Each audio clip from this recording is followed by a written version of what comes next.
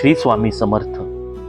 स्वामींच्या स्वामी भक्त बांधवांनो आणि भगिनींनो, कधी कधी भक्ताच्या मनात असा प्रश्न येतो, मी स्वामींचे नाम घेतो, प्रार्थना करतो, पण मला कोणताही संकेत मिळत नाही. अशा वेळी मन गोंधळून जाते.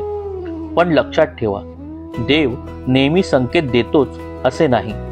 कधी कधी तो आपल्याला स्वतः निर्णय घेण्याची ताकद देत असतो. स्वामी समर्थ महाराजांचा मार्ग फक्त चमत्कारांचा नाही, तो धैर्य, विवेक आणि विश्वासाचा मार्ग आहे. संकेत मिळत नाहीत याचा अर्थ काय? स्वामी तुमच्यावर विश्वास ठेवत आहे. कधी कधी गुरु शिष्याला स्वतंत्रपणे चालायला शिकवतो. तो प्रत्येक पावलावर मार्गदर्शन करत नाही, तुमच्या विवेकाची परीक्षा.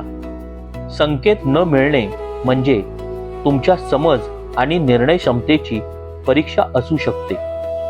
योग्य वेळ अजून आलेली नाही. काही वेळा परिस्थिती अजून स्पष्ट व्हायची असते, म्हणून संकेत थोडा उशिरा मिळतो. संकेत मिळत नसतील तर काय करावे? मन शांत करा. घाईत घेतलेले निर्णय अनेकदा चुकीचे ठरतात. परिस्थिती नीट समजून घ्या. भावनेपेक्षा विवेकाने विचार करा. चांगल्या लोकांचा सल्ला घ्या. विश्वासू व्यक्ती किंवा गुरु यांचा सल्ला उपयोगी ठरतो. नामस्मरण सुरू ठेवा. निर्णय घेताना मनात जप करा, श्री स्वामी समर्थ. निर्णय कसा घ्यावा? तो निर्णय कोणाला दुखवणारा नाही का? तो प्रामाणिक आणि योग्य आहे का? त्यामागे लोभ किंवा अहंकार नाही ना? जर उत्तर सकारात्मक असेल तर तो निर्णय बहुधा योग्य असतो. एक महत्त्वाचा विचार, कधी कधी स्वामी थेट संकेत देत नाहीत, कारण ते आपल्याला स्वतः मजबूत बनवू इच्छितात. जेव्हा आपण प्रामाणिकपणे निर्णय घेतो तेव्हा स्वामी आपल्या पाठीशी उभे राहतात.